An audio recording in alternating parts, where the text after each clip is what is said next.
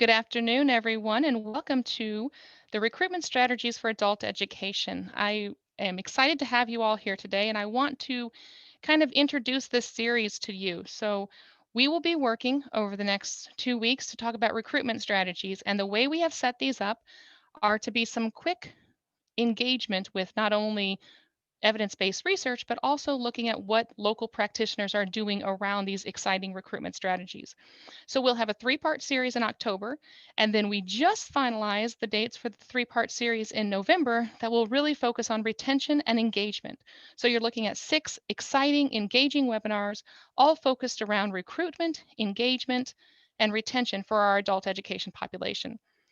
So with that, I'll get us started for today. I want to introduce my co-presenters, and I am on today with Brittany Boston, who is our Associate Director for Equity and Outreach at ICSPS. And then also with us today is Sarah Goldammer from the Southern Illinois Professional Development Center. And our two featured speakers, our two peers that we're going to be hearing from are Christopher McElroy and Kathy Kramer, and we're going to tell you a little bit about them as we move along. So with that, let's go ahead and dive in and get started. So the way this will work this afternoon is we're going to do a little bit of evidence-based um, practices, so the EBPs, and look at what the research is telling us around recruitment. Then we're going to hear from our peers. So both Kathy and Christopher will tell us what's going on at Joliet and South Suburban. And then that final is things that I'd like you to be doing or that we'd like you to be doing as you're going through this really quick and dirty training is that idea of nodding your head, agreement. Okay, I see that, I can do that. Scratching down some fun notes. And then we're hoping to make this engaging and lively for you so you can have a smile on your face as you're going through your afternoon. With that, a little bit more about this. We do have a three-part series on recruitment. So today, our local peers are going to be talking to us about resources around using Facebook as a recruitment tool. So that's going to be very exciting. When we come back on the 27th, we're going to be talking about geofencing and how we can use geofencing as a tool for recruitment for our adult education programs. And then finally, we're going to wrap up this series of recruitment talking about TikTok and YouTube. So really looking at what those different areas are and how they are used in local application. So let's dive in with some fun EBP, evidence-based practices. And Brittany and Sarah, we're all just going to kind of present this together and join in. I'm going to start with these two and then we'll move through a little bit. So the first one here is when we're recruiting learners, it is important to use multiple forms of media to market your program, to market your services, to market whatever you're looking at selling to your students. So multiple means of media are important not only for the learner, but also to the family member, since the decision to enroll in an adult education program is often a family decision. So making sure that you're reaching them in different places and different platforms. In addition to that, we want to be sure we're using gender inclusive language, not gender specific language. So you're actively seeking students of all gender, so making sure that you're using the he, she, or they instead of specifically having one gender named out in your marketing materials. Next important tip is to be intentional in representing all students. When you're looking at your marketing materials and how you're sharing your recruitment materials, be sure you're using images of diverse individuals on marketing both online and in handouts. It is fantastic to use your own students and representatives of your own students, but if those representing your program are all a particular race or ethnicity, we do want to show diversity in our programs. Sarah, Brittany, anything you want to add to that? Yeah, I would just add when we're talking about, those multiple forms of recruitment and media, especially now that we're all going virtual. I know a lot of times when it was face to face, doing flyers and brochures about programs and what they have to offer was, largely how a lot of programs got that information out there. And I think what's going to be great about this series here is that we are going to be highlighting social media and the platform and how you can utilize that, especially in this virtual world, to really not only recruit future students, but engage with current students as well. And COVID has been a whirlwind, but I think that's one thing that we can take away from it and utilize to our advantage is that social media presence and that virtual environment. Fantastic. And to build on that, the idea that success stories matter. Even in the era of COVID, even with the whole world being virtual, word of mouth marketing is really critical and often overlooked as part of recruitment. So, two ways you can do that through social media engagement. One would be that idea of engaging with students, getting some success stories, putting those out on your Facebook page. And I'm sure Kathy and Christopher will tell us some more helpful tips for Facebook as we move along. But again, that word of mouth, are your students satisfied? Are your students telling their friends? Most of our programs, our success, our enrollment is all impacted by word of mouth. So don't forget that very important success story. In addition to that, word of mouth, just because they're not all in congregating in groups, does not mean that it's not texting, calling, exchanging ideas on a um, blog spot or something like that. So be aware that those mechanisms, Twitter and others, are also used for social media word of mouth. So Instagram, Facebook, all of those. Very important, and it goes back to that word of mouth. Be sure that we're following up with students. Great recruitment tool. Email your students from last spring. How are they doing? What progress are they making? Email those students who possibly started a program, didn't follow up with a program. There are a lot of individuals who are finding themselves in new situations at this time, and we really need to take advantage of that opportunity and show them what adult education can do for them. Be sure we're calling and or texting our students to check in. Once we get them into the program or as we're recruiting them into the program, check in, meet them where they are. Just because we're not able to see them necessarily in person on campus does not mean that they're not out there and do not need our assistance. They do. They want us to be calling and following up. And then follow up with them via social media. A lot of students are using that as their primary outlet to engage with other students, engage with the world, really. So making sure that we have a social media presence is really important for our programs. But even more so, be sure we're following up on any inquiries. Sometimes that's how your students are going to be wanting to communicate with you. They're going to post something in a message board. They're going to send you something on Facebook or tweet something about your program. Be sure we're following up on all of those leads as well. Sarah, Brittany, anything I'm forgetting there?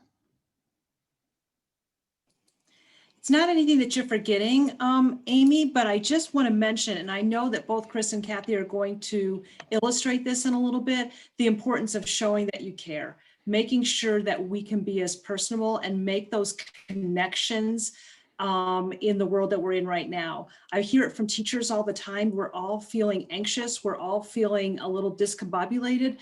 So don't underestimate the importance. And sometimes we might feel like we're bothering somebody or we don't know what's going on, but making sure that we're making those connections is of utmost importance. And like I said, I'm going to just make that point, but I know that Chris and Kathy are both going to drive that home in a little bit as well.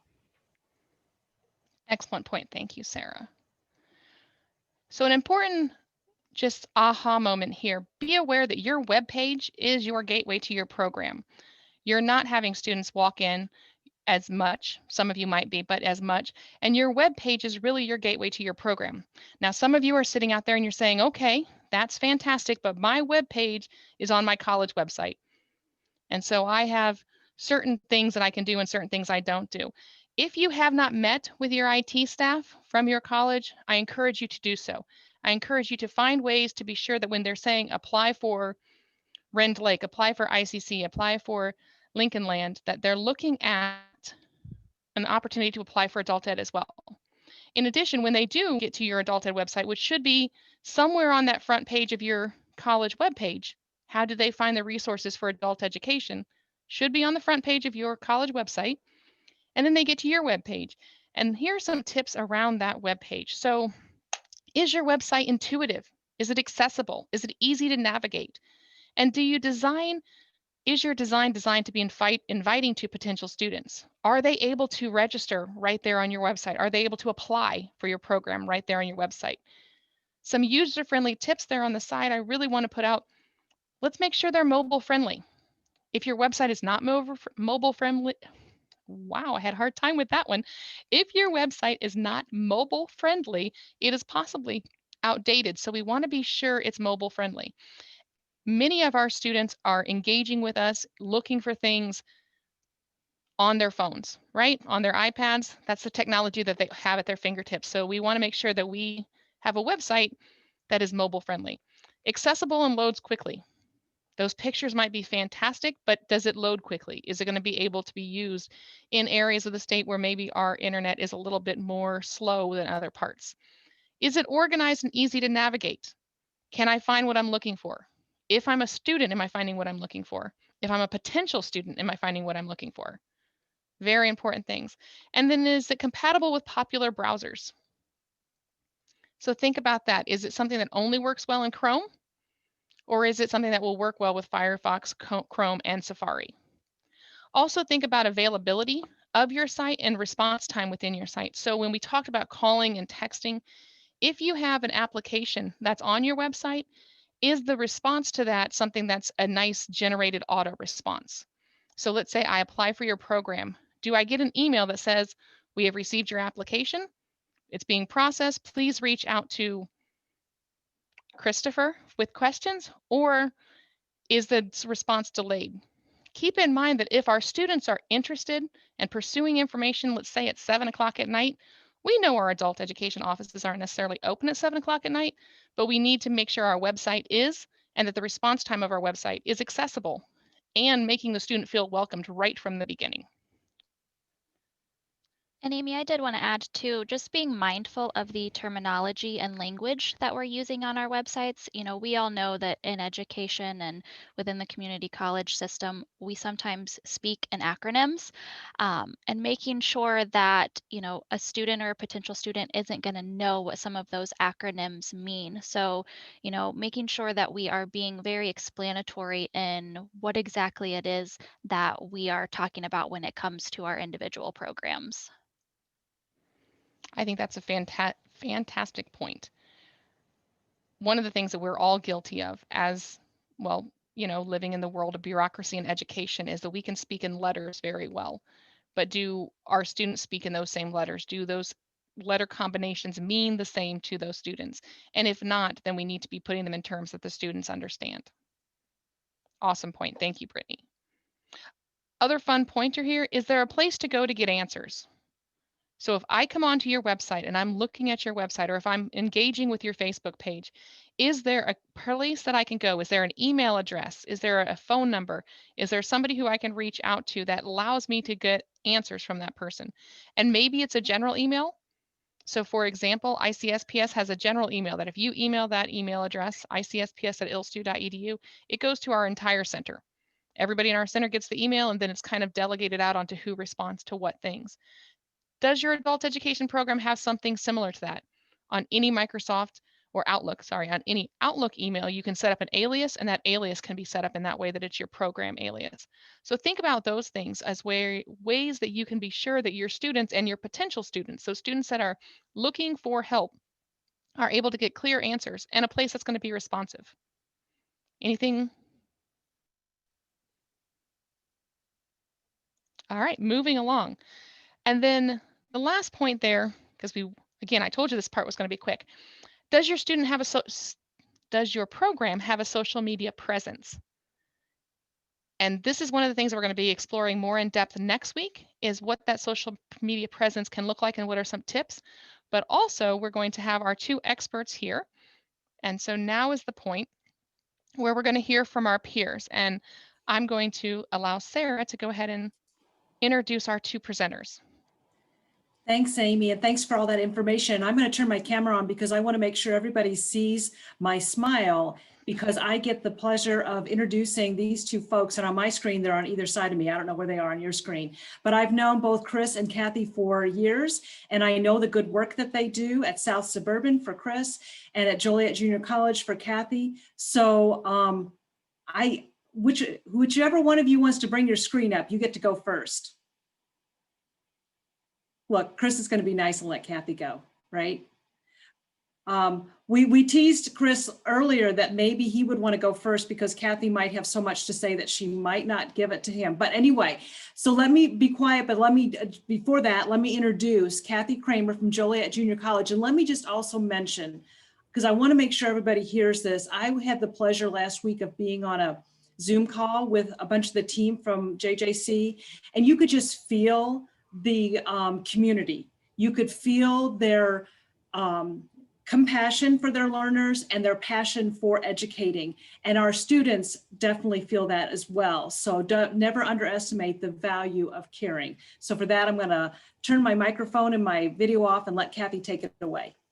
All right, thank you. So yeah, at JJC, we're fun, and sometimes we get a little crazy, but that's how we stay sane. So, and at JJC, we tend to just say, I have an idea, and let's go for it. Let's just try it and see what happens. So that's what we've done with social media, is we've just said, let's go for it. And when the pandemic happened, first of all, I think like everyone, we were feeling like we weren't in touch with students, and we wanted to find, where are they? And so we knew that a lot of our students, even if, in class, we're still teaching them how to Google something, they do tend to know how to use social media. So we decided we needed to spend more of our time there. And so I came up with the idea of having regular Facebook Lives, but also just making sure that we had more of a presence on Facebook.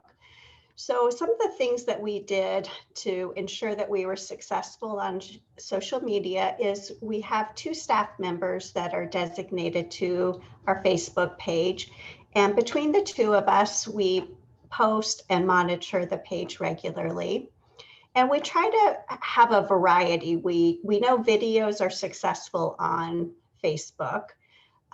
We've just recently started launching some Facebook stories. We have questions, we have photos from different events, and surveys. And then we also added our Facebook link and now our YouTube link to our JJC Department of Adult Education page, and included that in all of our orientations so that everyone has access to it. One of the bigger things that we've done too is really made sure that we've included all of our partners. We're sharing their information. We're asking them to share our information. So we're doing things with the Plainfield Library. We're going to be interviewing the president of JJC soon. Spanish Community Center. We've reached out to our high school counselors. So really including anyone that we're working closely with, tagging them, asking them to share. And then the greatest thing for me is I just love trying out new things. And I have a program manager that's just like, try it, do anything you want, and we'll see how it goes. If it doesn't work, we'll stop. So having the flexibility to just try new things is a wonderful thing. And here's a picture of me interviewing a student. She kind of shared some of the successes, frustrations, and tips for online. I told her she looks like a politician, but she was so excited because she said this was a good way to practice for a job interview that she had coming up. So one of the first things, we've been on Facebook for quite a while, but starting about July, we really picked up on what we were doing. And the first thing we did is we created a flyer for our online orientation. And we added a QR code so that students could use their phone and just use the QR code to log into our page for orientation. And we made sure that we penned this flyer to the top of our page so that it's always seen. And we've posted this a couple different times, but the one that's been penned has had about 2,000 reach. So for us, that's pretty good. This flyer can also, we have a PDF version. So if we send it through email, they can just click on the link and get it right where they want to go. And then we asked students and our partners to share our orientation flyer, and that helped a lot also. So I'm going to encourage you at the end, or somewhere in the PowerPoint, I have all of our information, but I'm going to encourage you to visit our page, because in a crazy time, we're really trying to have fun and trying to find new ways to engage our students. So we are having a fall virtual parade, and we're asking students, staff, and teachers to send in pictures. And we created this, well, not we, one of our coworkers created this fun video with her dog talking, inviting students to join us in our virtual parade. And we also had drive-through graduation. And so my daughter had talked about doing a time lapse and how to do that. And so when I got there, it's like, let's try it out. And so we have a time lapse of our drive-through graduation also, which makes, I think the shorter videos can be, the more we're going to have students looking at them. So definitely go check out our page to see those.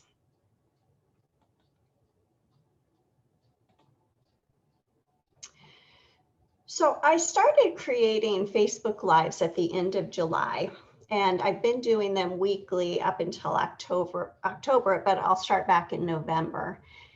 And for me, one of the goals was I wanted to connect with students because that's the part of my job I really enjoy. And I missed going out into classrooms and working with our partners to share all the resources we have within our department. So I set up a series of Facebook Lives featuring students, different teachers, and our staff. And also we had a staff member explain our new orientation and enrollment procedures because we wanted to make sure there wasn't any confusion about how things were moving forward. Also, Facebook Lives were a great way for us to connect with our students. At JJC, you can see here, we're good friends and we like to be silly and we like to let students know that we really enjoy our job, and we didn't want that to end with remote learning. So we wanted our Facebook Lives to have, to be authentic and to let students know, hey, we're still silly, we're still here for you. And we showed all of the mistakes because we had technology issues for sure with Facebook Live, and we weren't afraid to share those with our students. We want them to know online learning can get messy, and we're aware of it. We've been studying how to do online learning now for 7 months, and we're still having issues. So we want to make sure that they understand that too.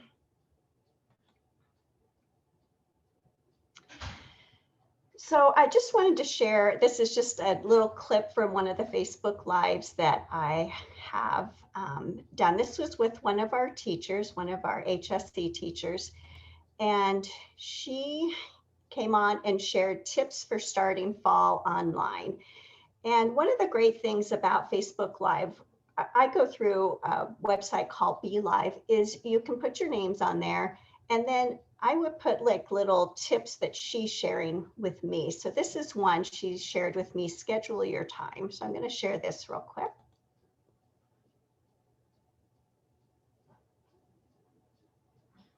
All right, so time management. So kind of tracking through the day what you are doing and what you could have been spending time on instead. Yes, I also, from there, I had them make out a schedule. So now that they had looked at their day, where are the holes at? Where do you have the additional time where you could work on classes or you can be studying? Because all of them have families and they all work. So it's important to be able to squeeze in those important things, especially given that we're remote now. So again, it's not, no one's calling you to say, get online. You have to remember to get online. You have to remember to do those assignments. Well, not me, because I do send my students quite a bit remind messages. And luckily, a lot of our teachers do, so that will start harassing you if you're not doing your work. Yes, I will. So you can see there, they're not professional. We're not professional interviewers, but we like to have fun. We like for our students to see our faces and know what we're up to. So with using Facebook Live, what I would do is I went on our Facebook Insights and I found the most popular time that students were looking at our Facebook page during work hours. So it's later in the day. Most of our students tend to look at night. So I chose a time and I created a series of topics, and I post those so students are aware of them and ask teachers to share those. And then I prepared questions for my guest and sent those out to my guest ahead of time to make sure they were comfortable with them. I posted promos on Facebook, and then I used a site called Be Live to host so that you can see both of us at the same time. And then here's just a couple of examples. This is for Angela, who did the interview. And then this is one with our career and transitions specialist. She talked to our students. So we just let them know like what time it's going to be and everything that's going on. So we share that on our Facebook. And then this is the website that I use. And it allows you to stream your Facebook page. The nice thing is, like, while my guest is talking, I can do like summarize some of the comments that they're making. I can add the guest information into the comments so people have that there. One of the barriers, really the main barrier we had is just if somebody's not plugged in, if they don't have enough bandwidth, sometimes their video stops in the middle. And we had that with our student. She stopped many times, but she was a trooper. She just kept coming back and she would log back on to Be Live, and we got it done. So here's some of our numbers. In June, this is where we were at June daily. We had our reach was about 36 people, so it was pretty low. Once we put our online orientation and started doing Facebook Lives, you can see how our numbers grew. And they, we had a peak, but they kind of stayed pretty well, I think. We started to see our numbers go down as enrollment was over, and I had stopped doing some of our Facebook Lives.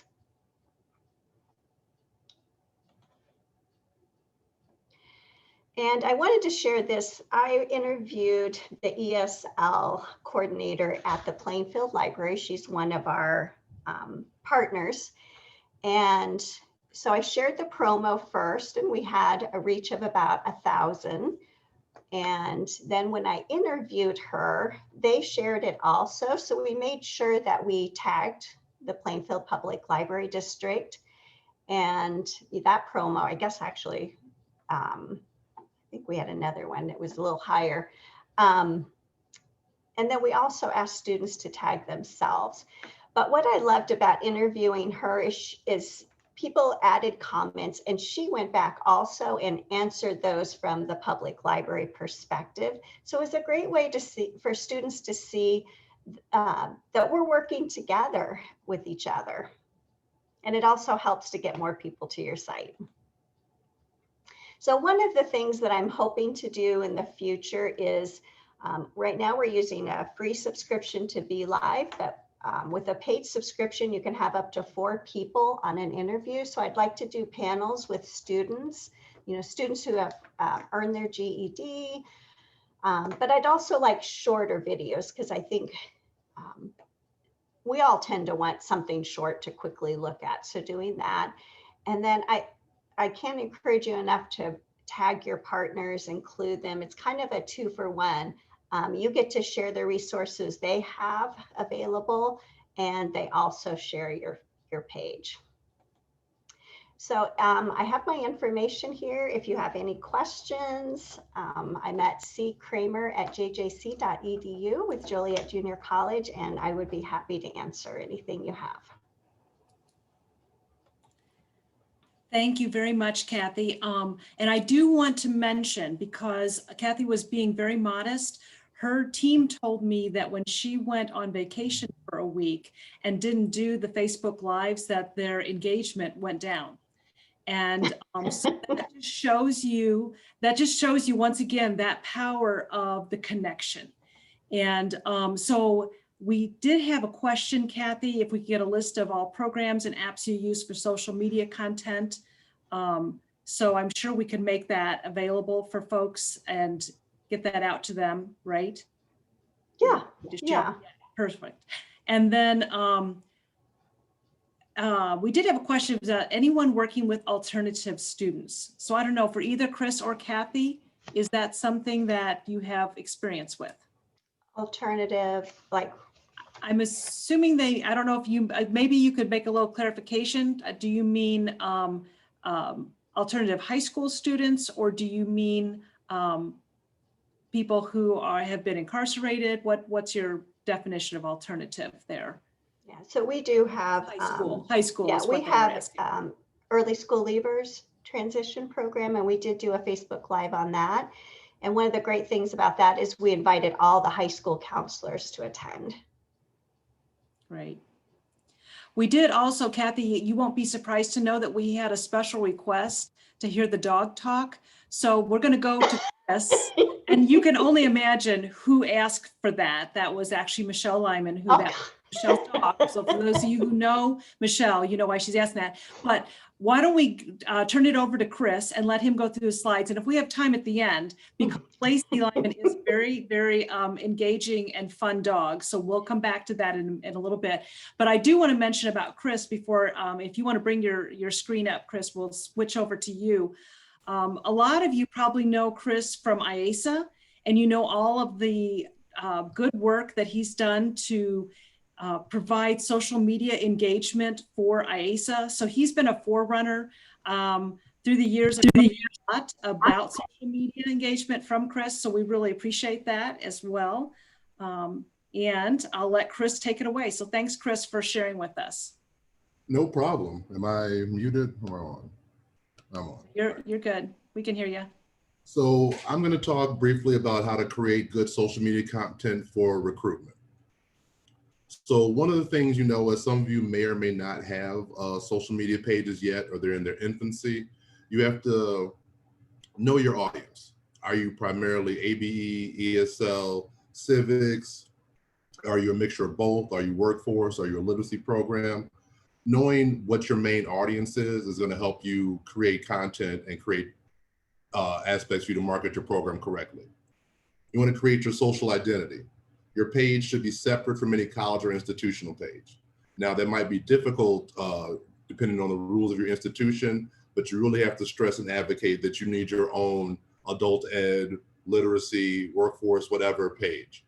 You can't just be an extension of the, you know, South Suburban College page as a whole, because even if they're sharing your program as much as possible, it's going to get buried on the avalanche that is the regular college advertisements. Your identity needs to be separated apart from your institution, and that helps students not get confused, because the college will be putting out their own dates, you'll be putting out your own dates, and that's where the confusion lies. So in order to really start making sure that you have a good social media brand, establish your own identity separate from your institution. You have to assign someone as your social media manager. I know social media is kind of a shared responsibility with everyone, but if you think that it's going to be like, well, everyone will do a little bit, no. You need to have a person or a couple people who are in charge of making sure they're going to answer your questions, who's going to maintain your accounts.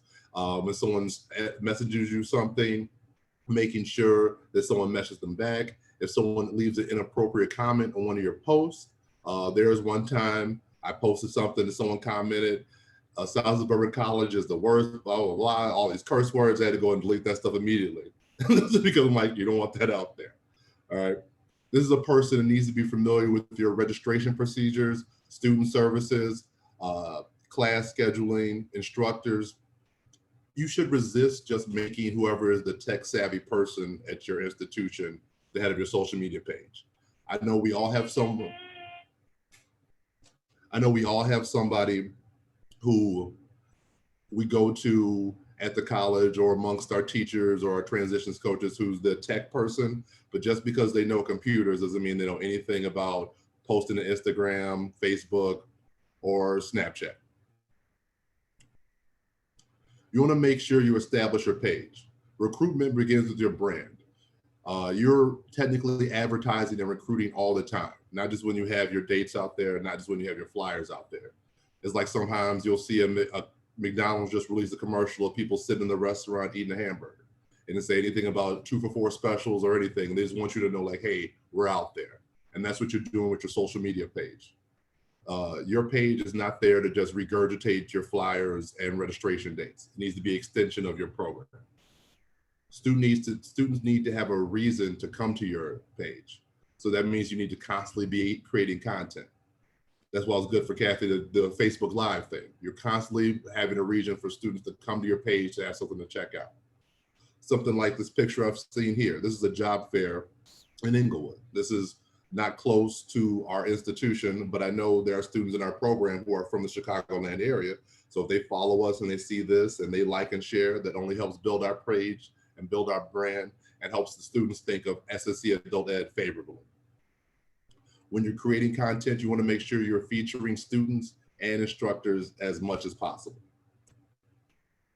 And again, like I said earlier, social media is a shared responsibility. There's no way whoever your social media manager is going to have the time, energy, or the know-how to take enough pictures, talk to enough students, and go to enough community sites to get content that you're going to need for your page. So teachers, instructors, secretaries, if they feel comfortable with it, they should be taking pictures with their students, taking pictures of class projects, letting you know, hey, you know, in my church, they're doing this food drive. Like, okay, I'll go on their Facebook and share, you know, just to make sure that all people are always constantly feeding the machine that is social media. When you are creating and distributing content, you need to adopt the 80-20 rule. 80% of your social media activities should not be about self-promotion. So if you go on your social media account right now and the last 4 to 5 posts you have are about registration starts in 2 weeks, that's not 80-20. You got to make sure that you have something about job fairs, career fairs. Content can come from anywhere. Student successes, student events, job fairs, advocacy. You can even reshare things from your college, like, hey, they're having a book drive in the cafeteria next week, something like that. You always want to make sure, and especially now in the era of COVID, there are a lot of sold services out there giving away free food, giving away technology resources. Libraries are doing drive-in movie events. They're constantly updating content from all of these areas. And you can share that, retweet that, and post that just to drive more traffic to your page. You want to make sure you get permission to use all student images, however, because trying to go back and deleting something is a headache, you know, because sometimes people complain. So you want to make sure, like at the outset during a registration period, you let your students know, hey, we want to use photos from here for social media, and just have them sign that document.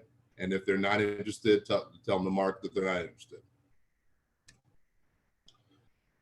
Your page needs to be welcoming, whether it's Twitter, Instagram, Facebook, what have you. You need to have something on your page that's like, oh, this is, you know, current. This is from the last couple of days. Because if someone goes on your page and the last thing is from 2018, they're clicking off immediately because it's all old information. You want to make sure you have something warm, inspirational, and it shows your program. So immediately when you go to South Suburban College Adult Ed page, you see the bulldog there, let you get the feel as, hey, this is, you know, the college environment. We had a mascot. You see the graduation of our students. So immediately that lets people know that this page is being updated, this page is serious. You might want to know where to find good content. Finding good content is easy. You just have to know where to look. Let's say you've created your Facebook page. You could go right here where I've circled on pages, click pages, and you see a list of top suggestions will come up. And this is based upon your page. So your page has a lot of literacy, adult ed information. Facebook will suggest other pages for you to follow. You know, the AmeriCorps projects, Association for Adult Literacy. When I first really started making the SSC page in 2017, I went through the Facebook search and just typed in all of the cities surrounding our college, followed their city and township page, followed all the local library pages. I follow as many of the adult ed pages that you all have, and that way we're constantly feeding each other information and constantly having more content. And this can come from anywhere, any advocacy group, anything that you're in your area that you think students will be interested in or has clients that might be interested in your program, you should like and follow their page. and they'll probably like and follow you. You can also use Facebook groups. Facebook groups are small knit groups about certain things. I follow every job group in the southern South suburban area. And because usually if people are looking for jobs, they're sometimes looking for adult education. So when it's registration time, I go in those groups and one by one place our flyers and all of them. If we have as we go forward, I'll show you the Facebook event as well. As you go forward, just make sure you're always posting. You don't want to post like 7, 8, 10 times in a day, but make sure you have new content a couple times a day, maybe 3 times a week. And groups are a way to get your message out to multiple people without paying for any advertising. So you got your page, you got some content. How do you get students to engage with your page? Well, you need student-oriented content. So one of the first things we did was, this is the Church Challenge. Mr. Smith is a very health conscious individual. He tries to stay away from foods with GMOs in them. And the icebreaker lesson he does at the beginning of every semester is talking about how, you know, in 20 years, we might all be eating crickets because they're easy to grow and they're more protein. So I'm gonna show you a quick video. This is an excerpt from a 5-minute video, but this is about 45 seconds, just showing you what I'm talking about.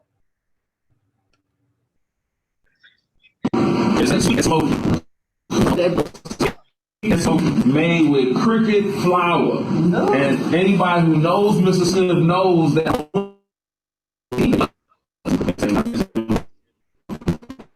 That means it's official.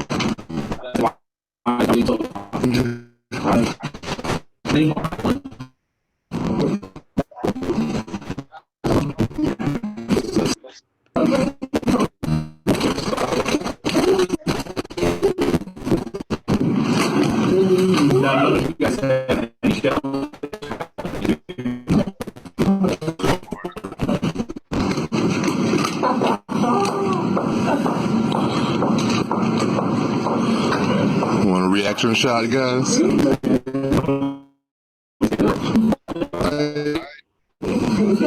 Always looking cool. I like freezing it right there on that guy's face because it's hilarious. But the purpose of this is students are more likely to share and post content that they're in. So all of these students ended up resharing it on their Facebook page, and friends of theirs liked, and then in turn they liked our South Urban College page. It's all about pushing your message out to more people.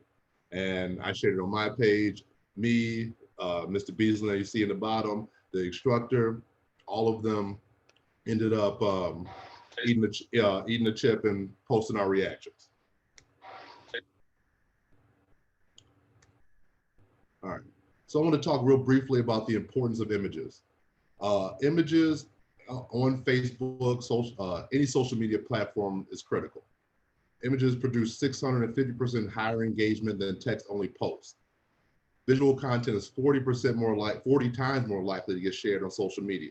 And Facebook posts with images get 2.5% more times engagement. So you always want to make sure you have visuals in color, have videos. That doesn't mean you can't have text-only posts. It's just the majority of your posts should be in color and have some type of images. And that way, when you get content, you can create flyers with your content. It's pretty, it's bright, and it's not text heavy. So you really get to see, okay, registration is this date, these are the phone numbers, and these are the sites. All of the other ancillary information about what they need to bring, all those things you can hash over email. They can call you and contact you. It doesn't need to clutter up your flyer, especially if you just posted it on social media. And this way, if you're creating your own content, you don't need to use stock photos because everyone knows what a stock photo looks like, but everyone can see that these are real people and not just random actors. And this is another thing, you can share successes. Our ESL teacher, she does this occasionally. This was him in 2017 as a graduate, and then next year as a student. And then when you create content, you want to make sure you have students tag themselves. So if you see the yellow highlighted area, a lot of the students in this picture tag themselves. So if they tag themselves in a photo, that means they will know when the photo was posted, and then they will share like your post. So now that you have the content, how do you get students to like your page? So one of the easiest ways to do it is what I'm about to show you. Now there's multiple ways to get students to like your page through boosted posts, paid advertisement, things like that. The thing I'm about to show you right now, it's free, it just takes time. So whenever you have a post, you see this post, our power went out during our registration. And so our coordinator decided to take a picture of it to show how hard students were working. This has got a good, decent reach, 330 people were reached. And you see there where I have it circled, 10 people liked the page. So you just go there to the likes, you click where people have liked, and the next thing that comes up is a list of all the people who have liked that post. Facebook gives you the option to click, invite someone to like your page. If you invite them to like your page, they might like it, and then once they like your page, they will see all posts that you post on that page, regardless of if they're on Facebook at the time, and if they like your post a lot, Facebook will notify them that, hey, South Suburban College has posted something new. So making sure that you're going through all of your posts and inviting students, clients, whoever to like your page is critical in building your page numbers and page likes. And this is something you can do without having to spend any money in Facebook advertisement. It just takes whoever your social media manager is going through and inviting people to like your page. Another thing you can do is create a Facebook event. Facebook allows you to put things on the calendar, and making your registration or orientation or library event, literacy event, anything, an event is a good way to push things out to people. Because again, if they like and follow your page, it'll come up and say, hey, South Suburban College registration is a week from now. Are you coming? You know, you can also invite students. So if you have former students who like and follow your page, you can invite them to registration and they'll keep a reminder for them. And this is just another way to push out content to let people know that you're having this event. And they can message you, ask you questions, things of that nature. Another good thing that Facebook events allow you to do is make multiple events. So what I did for our ESL classes, I made 2 events. They're both the same day, but one event had all of our instructions listed in English, and another event listed in Spanish. So I had, just the Spanish versions of one flyer and just the English on another. And that way, it's easier than having students having to scroll through. And you see just, from this one ad, this was 884 people were reached within a week in just that one ad space. So one of the things I want to tell you about is, why is this important? Some people might have, we have a college, we have a website, so why do we need to have a Facebook or social media page? Well, one of the reasons is also, if you've ever had a student search you on Google, Yahoo, Bing, any search engine, if they've ever been to your website, that website has sent their information to social media, to Facebook, Instagram, Twitter, what have you. And you can actually check this yourself if you go to your off Facebook activity. It shows all the times that a website sent information to Facebook. So if a student Googled your name and went to your website, that website sent that information to Facebook. So when they come on Facebook, there's a high probability that they will see your page or see an ad for your page or see an ad for your website. So when they go to that page, it needs to have content on it to make sure the student likes or subscribes and keeps looking at your Facebook page. Now, we've talked about a lot of different things yet, but I want to show you some tips and tricks about Facebook. Free websites can make great content. The flyers that you saw earlier, and any flyer you've ever seen from IASA or South Suburban College, I've either made with Canva or posted by them all, and I've made it for free. So just go around playing that, and you can make a lot of good flyers and content for your page for free. You can use your social media manager software like Social Pilot or Hootsuite. They can help manage social media. So you don't have to keep sharing and posting all the time. You could set up a calendar so it will share and post things for you.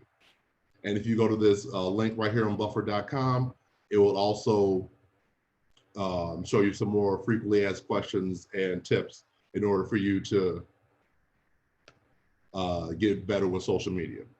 Another suggestion I have for you is if whoever your social media manager is, it should create a dummy account. So their personal Facebook or social media page doesn't connect directly to their business page. And that's just easier on the manager, so they're not always getting inundated with student stuff. They could switch back and forth.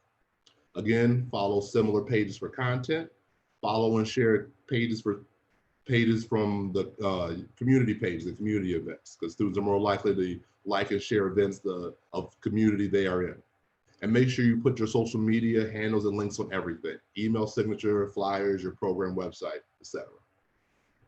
And this is only the tip of the iceberg. We didn't talk about paid advertising. We didn't talk about geofencing. We haven't talked about cross-posting or moving in Instagram. This is just an overview of what you can do with Facebook. So start small. Don't expect enrollment to increase overnight. And don't put too much pressure on social media to turn everything around. Once you start digging into Facebook analytics or Twitter or Snapchat, it's very daunting, but don't let it overwhelm you. Just start small, start creating some content, and just see what happens. Experiment is part of, failure is part of the process. There'll be times that you'll think something's really cool and 2 people will see it, and sometimes it's just gonna happen. So you wanna make sure you have fun with it. Social media is one of your chances to be creative, so you really need to use it. Thank you for your time, everybody. And if you have any questions, feel free to contact me or ask them right now. Hey, Chris, thanks a lot. That was very helpful. A lot of great information. One of your points that you made is that somebody has to be in charge. Somebody has to be the champion. And I know in your case and in Kathy's case, you guys are the people who do that. So thank you for doing that. There's a couple of questions for you, Chris. Rose wants to know, is there a simple free video recording app or software that you can recommend? Simple free video recording. I actually, for just recording videos, I just use my phone. And if ever I need to, just whatever videos on my phone, and if ever I need to edit, I just upload it to my computer and use the editing software in Windows. The Windows Movie Maker is pretty decent for free. And then another question, thank you, is what KPIs do you track to measure success? KPIs?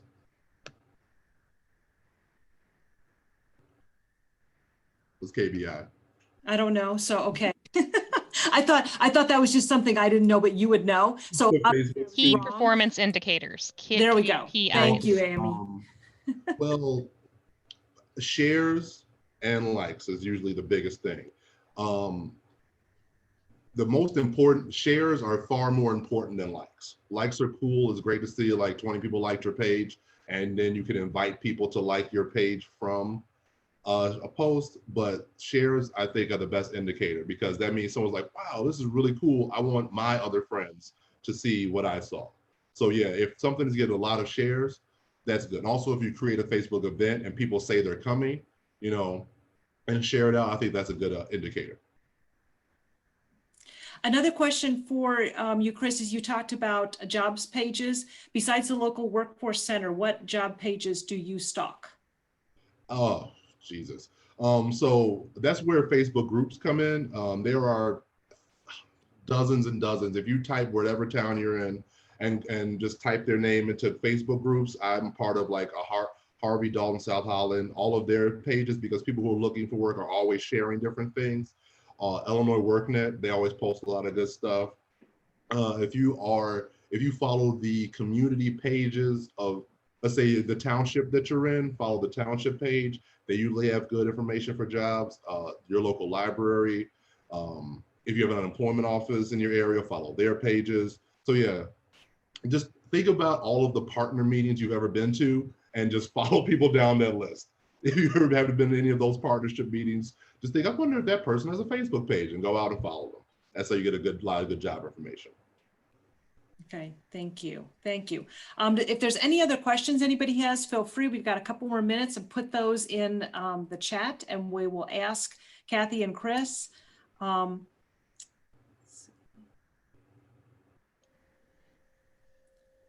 Yeah, so lots of good resources being shared.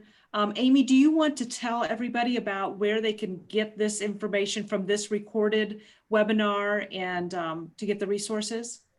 Yes, so just a couple things. I think as we've all been immersed in COVID since March and been living in this virtual realm, a lot of people are feeling overwhelmed. So I wanted to really thank Chris and Kathy for coming today and talking with all of us because, Christopher, the one thing that you said that I think should really resonate with everybody is don't feel overwhelmed. Start small.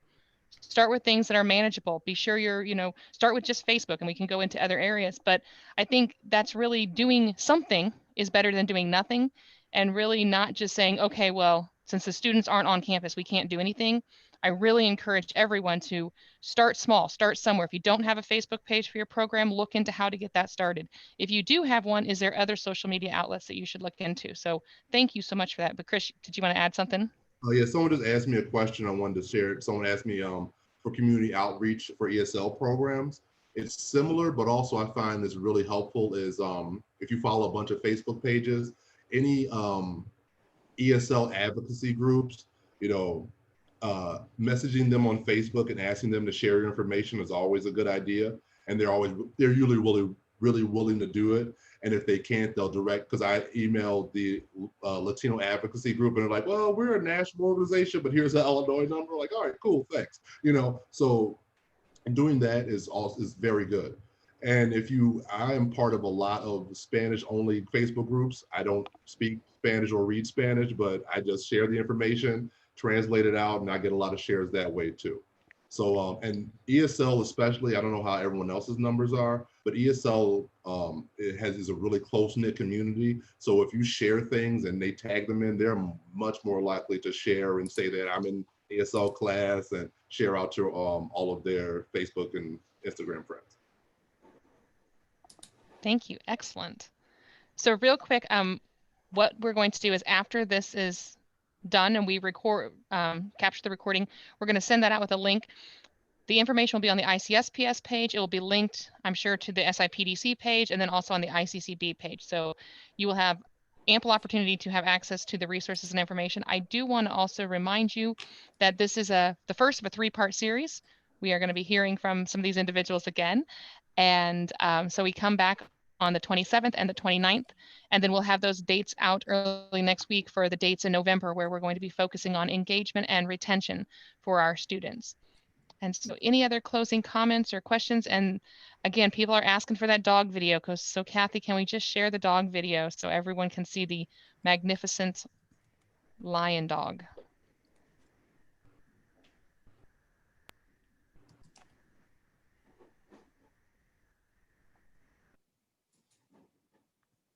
We are here to please everyone, see? Sure.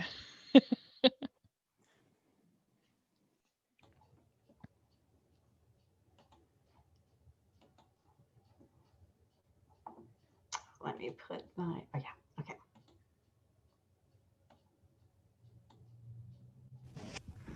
Hello, friends.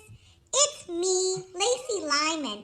I want to remind you that we are having a virtual picture parade to kick off our Fall Fun 2020. So please submit your photos by October 22nd. Folks, we want to see all your family fun fall pictures. Maybe you were at apple picking or pumpkin carving. We're going to have a contest with prizes. So I need to see the best group theme costumes, your scariest costume. Maybe you have some beautiful fall pictures that you can share with us. And really, the fun one's going to be your COVID mask. Decorate. Oh, sorry about that. Hello, costumes, your scariest costume. Maybe you have some beautiful fall pictures that you can share with us. And really, the fun one's going to be your COVID mask. Decorate that up in fall or Halloween, because there's a prize for that. But most important, there's going to be the cutest animal contest. Now, my mommy says that I'm going to win, but I encourage you to stuff your pets into the funniest, scariest, cutest costume and take lots of pictures. This way, I'm not the only one looking like a lion or a tiger or a bear, oh my. Okay, folks, remember, get those pictures in by October 22nd. It's me, Lacey Lyman, and I'm looking forward to seeing you guys. Bye! Yeah, we're kind of nutty at JJC. That was phenomenal. Phenomenal. So all of you who requested that, thank you so much, because that was phenomenal. There have been some questions as to what software did you use to So Michelle Lyman, if you're still on today, Michelle Lyman, my coworker, she made that video. So I'm sure she'll be happy to share.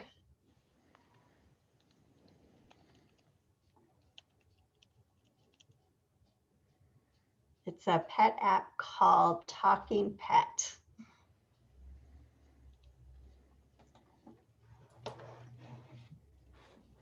And I can tell you that it's free. Since I saw Michelle's dog, I went and downloaded that.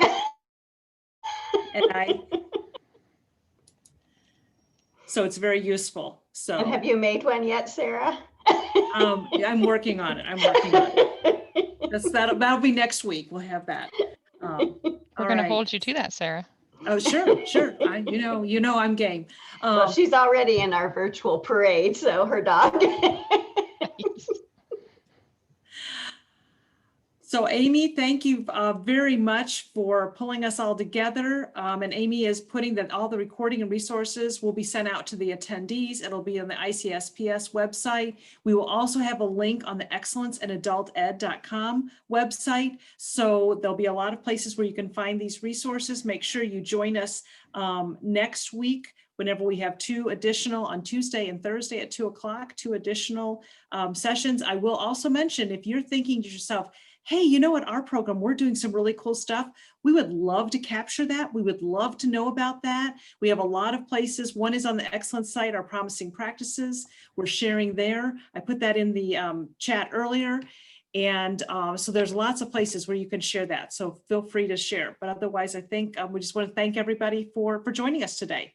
Yes, thank you all for joining us. And do know that you're not alone. So this is a great time to use this network to really share out what are the great things that you're doing, or if you have questions, if you're struggling, what can we do to help? That's really the purpose that we put this series together, was to help with recruitment, retention, and engagement in this new found world that we found ourselves in. So with that, thank you all so very much. And we look forward to talking to you next week. And yes, Chris, thank you for that vote. Be sure we're voting. Have a great day. Thank you.